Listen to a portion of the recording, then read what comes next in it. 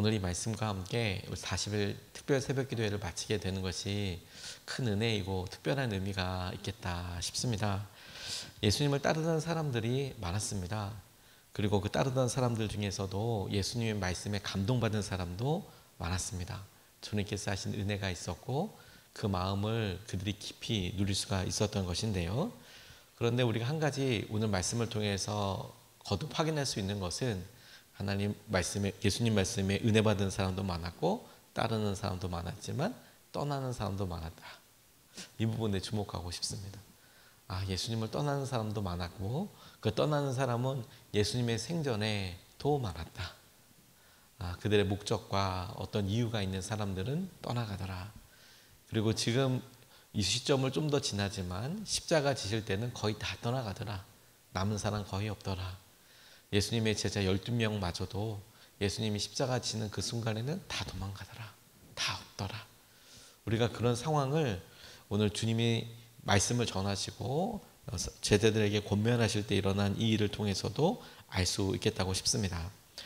예수님께서 아버지에게 허락하여 주신 사람이 아니고서는 아무도 나를 따라올 수 없다. 이런 이야기를 바로 앞에서 설명하시는데 그 맥락은 뭐냐면 본인을 영원한 생명의 빵이라고 나를 먹어야 한다고 그렇게 나를 나누고 나를 믿는 것에 대해서 이야기하시는데 주님이 선택하신 사람, 나에게 허락하신 사람들은 이런 말을 듣고도 이해하고 나를 믿고 따르게 될 것이다. 근데 그 이야기를 듣는 사람들 중에서 무슨 말인지 잘 모르겠다. 이해도 되지 않고 그리고 그 말을 이해하더라도 내가 어떻게 따를 수 있을까? 이런 고민을 하는 사람들이 많았다는 겁니다. 그래서 주님이 이 말씀을 하시니 이해가 안 되거나 믿고 따를 수 없거나 하는 사람들이 다 떠나갔다라는 이야기가 오늘 본문 말씀의 중심이 되겠습니다. 여러분 오늘 이 말씀을 통해 우리가 보게 될 것이 모든 사람들이 다 똑같은 것이 아니라는 점이 저는 퍽 새롭게 다가왔습니다. 우리가 생각하기에 예수님이 전하시고 예수님이 사람들에게 권위 있는 말씀을 전하시고 그것을 들었을 때 사람들 마음이 어떻게 되는가? 성경 말씀은 우리가 잘 미처 집중하지 못하는데 화내는 사람도 많았고 심지어 예수님을 죽이려고 하는 사람도 있었고 예수님 설교를 듣고 그리고 예수님을 떠나는 사람도 많았다라는 것이 위로가 되죠. 왜냐하면 우리가 믿음으로 나아가고 예수님 말씀을 믿는데 우리가 믿는 대로 잘 되지 않았을 때 우리가 갖게 되는 첫 번째 혼란은 주님의 말씀을 믿고 있는 때 우리의 믿음이 잘못된 건가? 아니면 우리가 믿고 있는 이 말씀이 우리가 뭘 제대로 알고 있지 못하는 건가? 이렇게 생각하는데 아니요 여러분. 예수님께서 직접 말씀하셔도 흔들리는 사람, 떠나가는 사람, 종교 지도자 같은 경우에는 화를 내는 사람들도 있었다라는 거예요. 모두를 주님께서는 구원하시기를 원하십니다. 그리고 주님을 믿는 모두를 구원해 주십니다. 하지만 정작 모든 사람들이 다 주님을 위한 사람, 하나님께서 주님께 허락해 주신 사람들은 아닙니다. 제자는 주님의 말씀을 많이 알고 있는 사람도 아니고 오랫동안 함께 했던 사람도 아쉽지만 아닙니다. 많이 오래 알고 있었다고 하는 것만이 그 결과는 아닙니다. 제자는 순간순간 결단하면서 결국에는 주님을 따라가는 삶을 살아가는 사람을 제자라고 이야기하고 오늘 이 본문 말씀은 우리는 어떠냐? 너의 정체성을 밝혀라. 너는 그저 사람들에게 보일 때가 아니라 우리 스스로도 어느 정도를 찾아가는 그런 마음에 너의 고백의 깊이는 어떠하냐? 이걸 묻고 계신다라고 싶습니다. 사람들은 이걸 어렵다고 여기고 고민하는 사람들 있는데 우리도 이런 고민과 마음 앞에서 어떻게 하고 있는지 이거 참 중요하겠다고 싶어요. 카일 아이들먼이라는 목사님이 쓰신 팬인가 제자인가 영어 제목은 Not a Fan이라는 제목인데 거기서 이런 질문을 하세요. 팬과 우리가 보통 요즘 K-팝 유행하는데 내가 어떤 팬이에요. 내가 그 가수를 혹은 그 아이돌을 혹은 그 연예인을 너무 좋아해요. 내가 팬이에요. 그렇게 요즘 많이 말을 쓰지 않습니까? 그래서 팬 하는 걸 보면 열광하기도 하고 그리고 뭐 조공이라고도 하죠. 뭐 엄청 선물을 많이 하기도 하고 시간을 들여서 따라다니기도 하고 사랑하기도 하고 뭐 요즘 젊은 사람들이 유명한 가수들 팬으로서 따라다니는 거 보면 대단하죠. 와, 또 저렇게 와 저거 아버지한테도 저렇게 못하겠다 싶을 정도로 이른 새벽에 나가서 그렇게 열심을 보이죠. 그런데 팬인지 제자인지 결정적인 차이가 있는 것이 뭔지 아십니까? 고난이 있어 보면 알아요. 고난이. 그리고 카일 아이들본 목사님 우리에게 묻습니다. 우리가 보이고 있는 어떤 모습이 특정한 젊은 시기에 어떤 시기에 마치 팬처럼 누굴 좋아하는 열광하는 그런 팬처럼 그렇게 하는 그런 건가? 아니면 정말로 예수님을 따라다니는 사람인가? 제가 저희 어머니가 저희 교회 방문하시고 저희 집에 방문하셨을 때 시간을 내서 화담숲에 둘이 같이 간 적이 있었어요. 저희 어머니와 같이 화담숲 안 가보셨다고 그래서 걷는 거 좋아하시니까 이제 화담숲에 한번 이렇게 모시고 갔었습니다. 제가 가다가 참 되게 놀란 게 뭐냐면 이렇게 얘기하는데 제가 그 문구는 잊어버렸어요. 무슨 특정한 옷을 파란색 옷인가 무슨 옷을 입고 다니는 빨간색인지 파란색인지 아무튼 잠바 같은 걸 몇몇 사람도 입고 다니는데 이렇게 인사를 하시더라고요. 그래서 제가 어머니한테 조심스럽게 전 처음 무슨 정당 색깔인지 싶어서 그런 거 하지 마시라고 왜 그러시냐고 했더니 나중에 알고 보니까 임영웅 팬클럽이더라고요. 그래서 자기들끼리 인사하는 구호가 있어요. 무슨 희망 뭐라 하던가 아무튼 저 깜짝 놀랐어요. 그렇게 저는 팬 이런 게 형성되어 있는지 전혀 몰랐어요. 근데 지나가는데 계속 인사를 하시더라고요. 자기들끼리는 서로 다 알아보는 거죠. 와, 이게 어린 사람들만 되는 건 아니구나.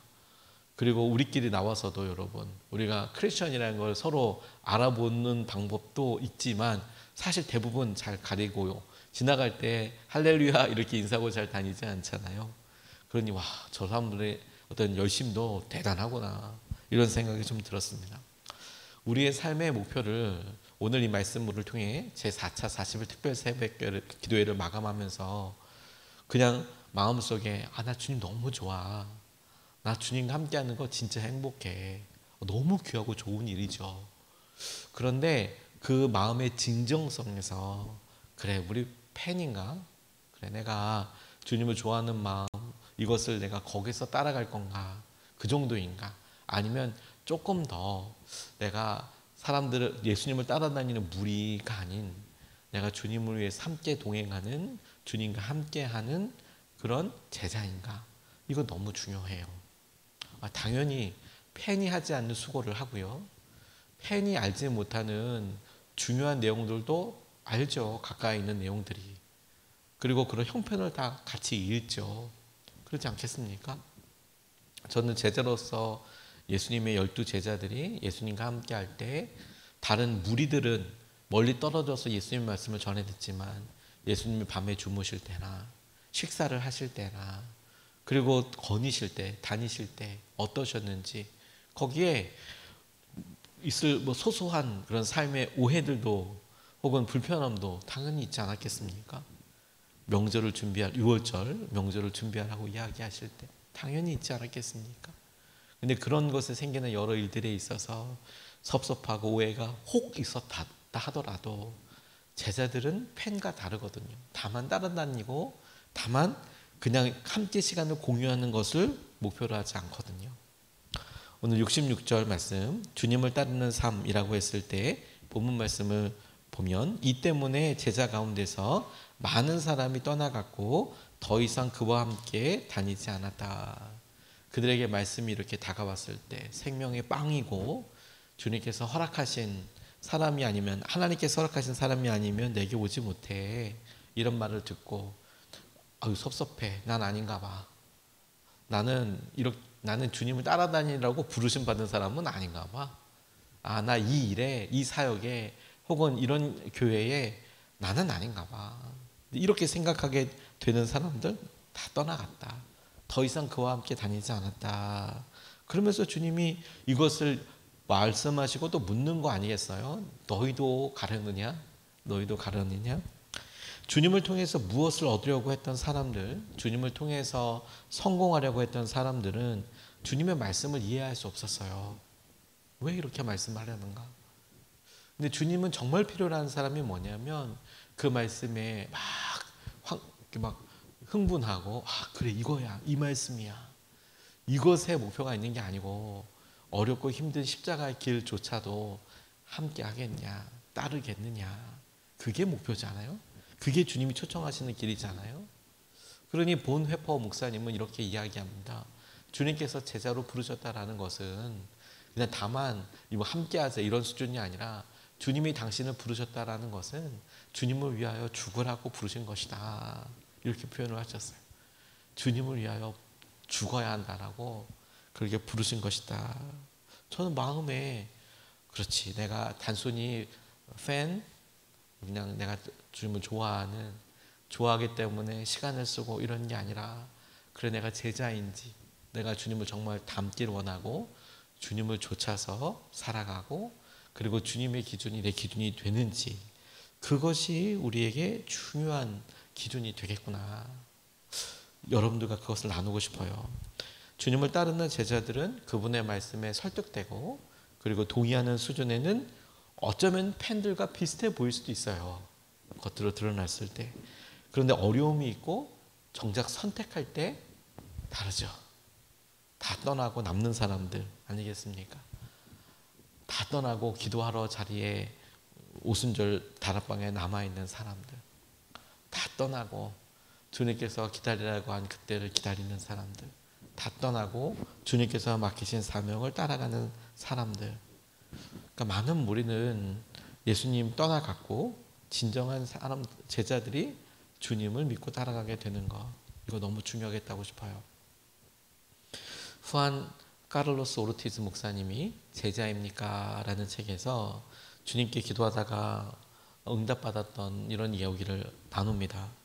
그분이 기도할 때 교회의 부흥을 위해서 기도하고 그리고 교회가 주님 조금 더 성장하게 되기를 원합니다. 이런 기도를 하는데 주님이 기도하는 가운데 이런 말씀을 주시더래요. 너는 코카콜라 회사가 코카콜라를 파는 것과 똑같은 방식으로 혹은 리더스 다이제스트 잡지책이거든요. 리더스 다이제스트 사가 잡지와 책을 파는 것과 똑같은 방법으로 복음을 전하고 있다. 주님이 기도 가운데 그렇게 이야기하시더라는 거예요. 너는 학교에서 배운 모든 술수를 쓰고 있다. 도대체 네가 하는 일들 가운데 어디에서 나의 손길을 찾아보겠느냐. 교회가 한참 부흥하고 이 카를로스 오르티즈 목사님 통해서 교회가 막 몇백 명으로 부흥하고 이렇게 있다가 그 부흥하는 중에 정책이라고 생각해서 왜 안 됩니까? 이렇게 생각할 때 이게 자라나고 있지 않다. 내가 점점 이런 것들을 자라나고 있지 않다. 라고 할 때 고민하고 낙담하는 거 보고 주님이 그렇게 물으셨다는 거니까요. 야, 너 지금 교회가 아니라 고아원을 운영하고 있는 거야. 영적으로 말해서 그 누구도 아버지가 없다. 너는 교인들의 아버지가 아니라 부유한 고아원 원장이다. 네가 그들에게 관심을 보이고 있고 운영비를 지급하고 우유병을 챙긴다 하지만 너는 그 어느 누구도 실제로 그 가난한 아이들을 양육하고 있지는 않다. 그런 말씀 오르티즈 목사님한테 이렇게 하셨다는 거예요. 그러니 여러분, 우리가 주님께서 하실 여러 일들과 마음을 보며 그렇지, 우리 삶에 정말 중요한 삶의 원칙들과 이야기를 따라서 나아가는 것, 이거 너무 중요하죠. 그리고 우리의 마음을 점검하는 것도 너무 중요하죠. 우리가 주님을 좇아서 살아가고 있는가, 하나님께서 하시는 것을 놓고 닮아가고 있는가. 오늘도 우리가 하고 있는 한계가 우리 삶에 경험하는 조그만 한계들이 아니라 하나님께서 하시는 은혜와 마음들을 보게 되었다. 그러면 성공한 거죠. 제 4차 40일 특별 새벽 기도회를 마치면서 매번마다 이 마지막 제주가 되면 그렇게 주님 앞에 구하는 기도 제목들이 있어요. 벌써 여러 번 나눴지만 이번 40일에는 주님께서 어떤 일을 하셨지? 그리고 이번 40일에 있었던 특별한 일들은 뭐지? 이번 40일 동안 다른 기간에는 없었고 다른 시기에는 없었던 특별한 일은 무엇이었고 혹은 특별하게 우리의 마음속에 어떤 일들이 있었나 이런 것들을 생각해 보면, 그러면 처음에는 얼마나 늘었지? 얼마나 많은 사람들이 이 기도에 함께 했지? 그리고 나는 뭐 어떻게 했지? 뭐 이렇게 처음에 질문하다가 그런 기도가 길어지면 길어질수록 정작 주님은 어떤 것을 보고 기뻐하셨지? 주님은 어떤 것을 보고 밑줄을 치셨을까? 우리에게 있어서. 그리고 그런 질문을 조금 더 꼼꼼히 기도해 보면 우리는 우리 삶에 연약하고 힘든 것이 있지만 하다못해 우리는 주님 우리가 이렇게 연약해요. 근데 주님은 연약하지만 기도했던 모습과 연약하지만 참았던 모습과 그렇게 너 한계를 넘어섰던 것들에 주님께서는 밑줄을 그으시고 이게 열매다. 이게 열매다. 그게 너무 중요한 일이라 이렇게 싶어요. 참 존경하는 어느 목사님이 교회가 너무 힘들고 어려운 상황들을 만나게 되었을 때 이런 질문들을 하게 되셨답니다. 주님 오늘 본문 말씀처럼 다 떠나가고 힘들어하는 그런 모습 속에서 그래 내가 하나님들 보이는 사람들 이렇게 보고 있을 때 정말로 주님의 제자로 살아가는 사람은 몇 명이지? 그렇게 보니까 교회에 지금 나오고 있는 많은 사람들이 다 제자는 아닌 것 같다 이런 생각이 드시더래요. 그러면 가만히 생각해 봤대요. 누가 제자일까? 누가 제자일까 생각해 보니까 어느 권사님, 어느 집사님, 어느 장로님, 뭐 목사님들도 이렇게 그래 제자이겠지. 하지만 계속 생각하고 고민해 보면 이런 어려움이 있고 이렇게 있고 이렇게 있고 조심스럽지만 정말 제자라고 할 수 있을까? 정말 제자라고 할 수 있을까? 그렇게 꼼꼼하게 정말 제자일까 아닐까를 물어보니 자신 있게 정말 제자다 이렇게 이야기하고 있는 할 수 있는 사람이 우리 교회에 10명이나 될까? 아니 5명이나 될까? 그리고 본인을 포함해서 3명이나 될까? 그래서 본인의 목회 방향이 완전히 바뀌었대요. 내가 이 교회에서 목회할 때 3명만 제자가 돼도 12명 제자 되는 거 그건 대단한 거죠. 예수님도 돌아가실 때 제자 12명이었잖아요. 12명만 제자가 있어도 성공한 거구나. 예수님 내가 3명만 제자가 돼도 그렇게 돼도 성공한 거구나. 그렇게 이제 바라봤다 고백하게 되셨다고 유기성 목사님이 제자훈련 교대 세미나 때마다 하시는 이야기. 내가 제자가 몇 명이라고 내가 볼 수 있을까? 주님이 정말 기뻐하실까? 여러분, 저와 여러분들은 오늘 주님께서 오늘 주신 말씀을 통해서 우리 자신에게 본문을 적용해 보고 싶습니다. 다른 사람 다 떠나도 혹은 다른 사람 다 주저해도 주님께서 우리에게 하시는 말씀, 난 예수님을 좇아서 따라가는 삶을 살 거야. 그 일을 통해서 오늘 우리에게는 가장 특별한 날이 되고 주님께도 가장 특별한 날이 될 수 있도록 우리의 삶을 붙들어 주시고 이끌어 주시는 하나님의 은혜를 우리가 함께 누리고 붙잡을 수 있으면 좋겠습니다.